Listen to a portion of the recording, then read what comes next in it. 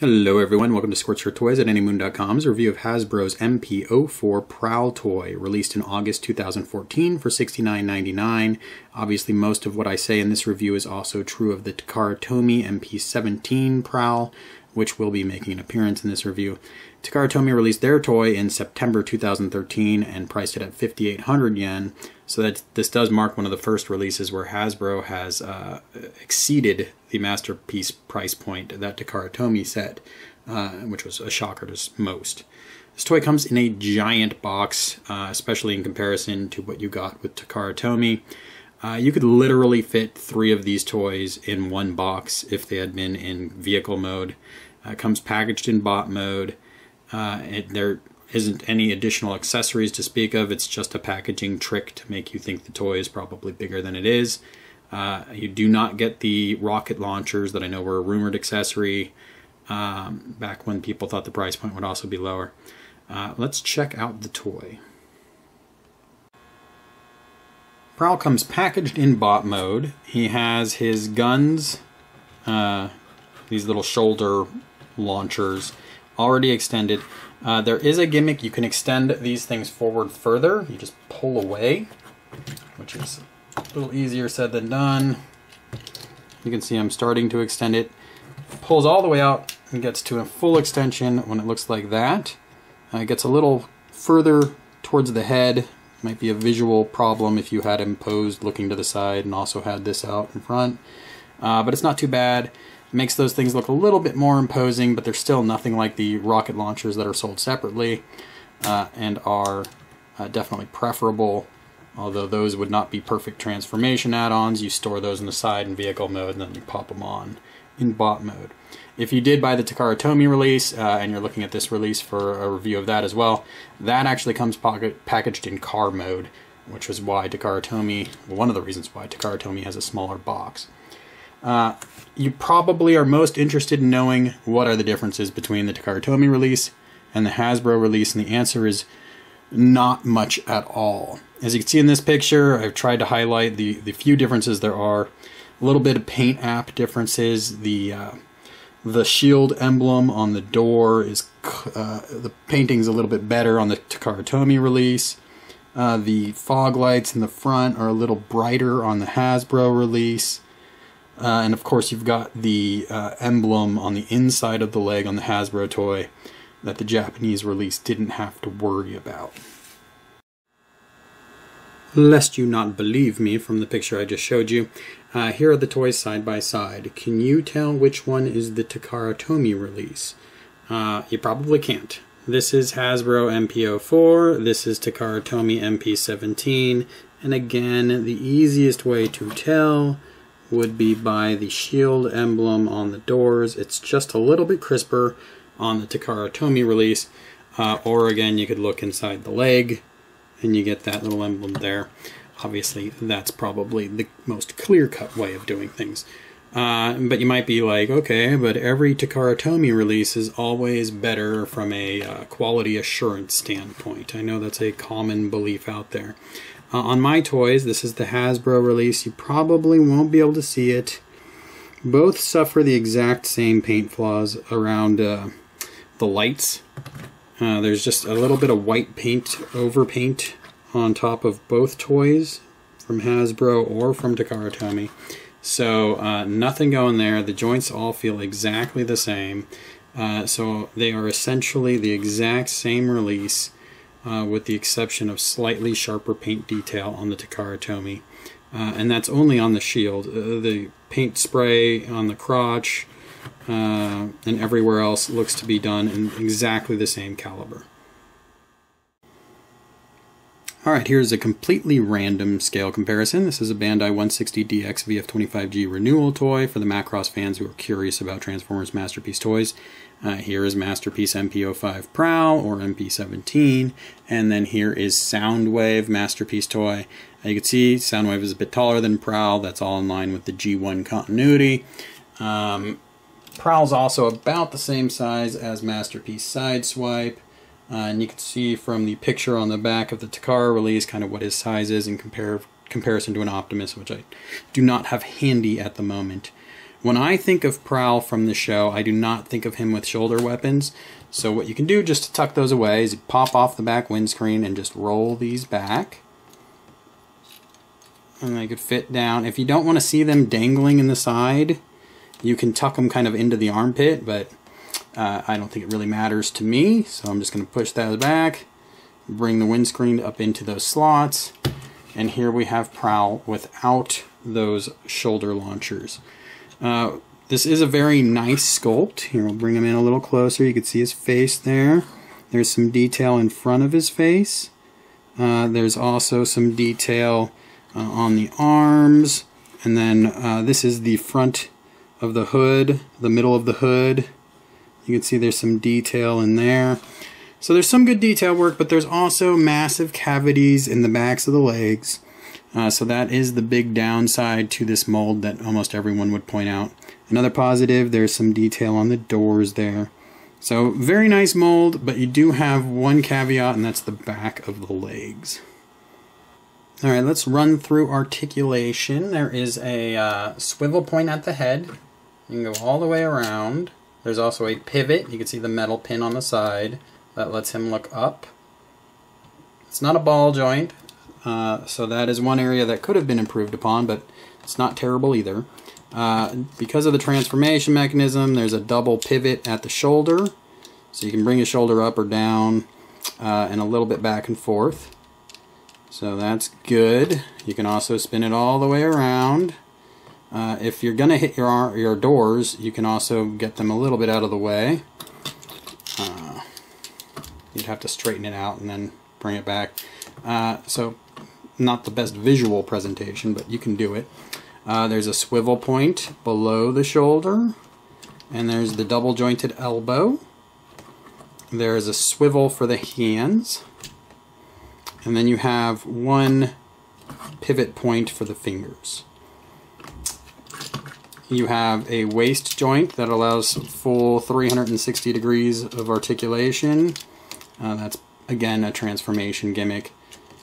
The hip lets you go that far back, that far forward. Also, the hip guards can be brought out away from the toy, and that lets you get all the way to the side.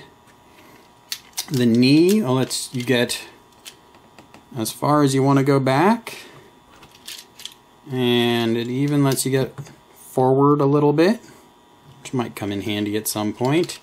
There's a swivel point also in the upper thigh area.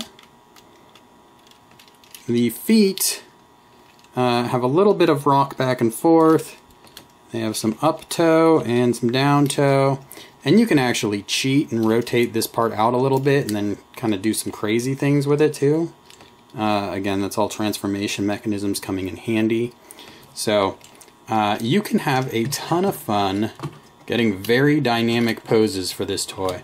And sometimes it doesn't look like it, and I've seen some people definitely struggle with it online because the feet are big and clunky, the chest is big and clunky, so you do have a couple things that are going to be working against you, fighting you, but you can still have a lot of fun with this toy. This toy comes with a gun. The gun looks like this. It's not bad, it's detailed well enough. Has a little cavity underneath, which belies a mechanism that I will show you again when we get to vehicle mode. It has an open end in the barrel, which is nice. And the grip has little tabs which fit into these slots in the hands, so you know it'll stay in securely.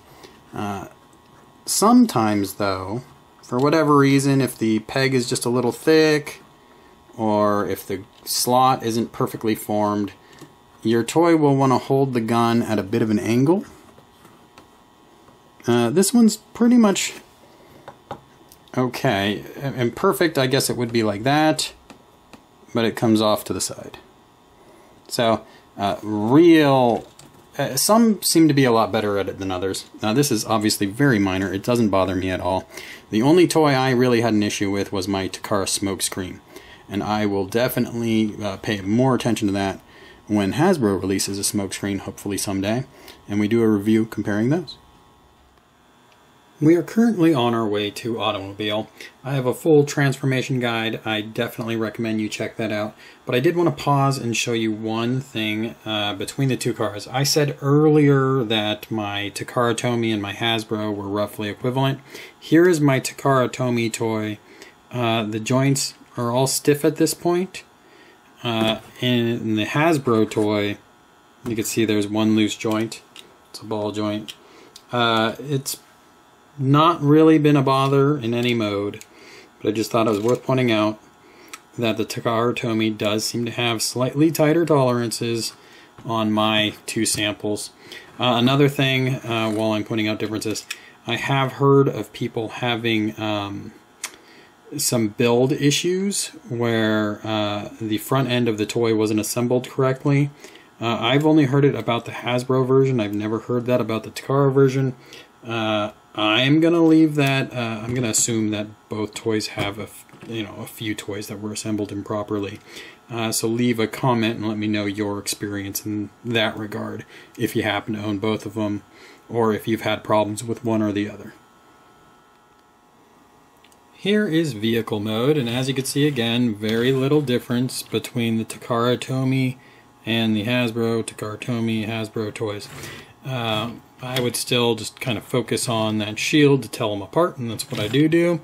As far as paint flaws being any more obvious in this mode, not really. Color of clear plastic seems to be about the same. So really not much of a difference besides that, which I have already pointed out. Okay, so let's pull the TakaraTomy aside. While Prowl stands 16.5 centimeters tall in bot mode, he is about 15 centimeters long in vehicle mode, which for you 280ZX fans, that's about 1/30 scale, give or take. Which, I know vehicle mode scales is not really important in Transformers, but that's what it is. I would have loved to have seen these taillights be clear plastic bits instead of painted bits. The Z emblem in the front is very well done. Nice and sharp. The headlights are well done, and there's a little clear plastic over what looks to be a little silver painted bit. You can see inside the car, and you can see those shoulder weapons, which isn't the best. They did do some shielding in the back with some work to it to give it some detail, so that's alright. Obviously, if this were a beautiful, true masterpiece at some much larger scale, you would have liked to have an interior that was a little less obvious of a Transformer. From the bottom also still obviously a Transformer, as is almost always the case. You do get wheels that spin, and there should be a tiny bit of clearance. The wheels are not rubber, they're plastic, which again is probably something you've come to expect from Masterpiece toys at this point.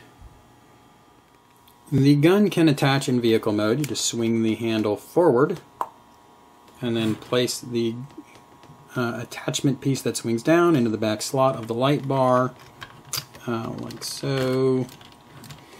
And there you have it, the gun is attached. So the downside of vehicle mode, really the biggest downside is just the lack of clearance. Otherwise, vehicle mode is great. These mirrors are rubbery, so that kind of makes me less afraid of breaking them off while handling the toy. Very minor nits. Bot mode, again, has the cavities in the back of it, but otherwise bot mode looks fantastic. I think this toy does a great job capturing the G1 essence, and for about 50 bucks I'd say it's a pretty fair purchase. The $70 Hasbro is charging makes me scratch my head. It seems to definitely warrant hunting down Toys R Us coupons before you make that purchase. TakaraTomy has given us Smokescreen and Streak. Hopefully Hasbro follows suit and gives us their own versions of those toys. Maybe we get a Diaclone Blue Streak at some point. We already got a Silver Streak from TakaraTomy, so hopefully we see something from Hasbro down the road. And if we do, or when we do, I will be back to review those also. Definitely check out my full transformation guide and my article on anymoon.com. And thanks for viewing.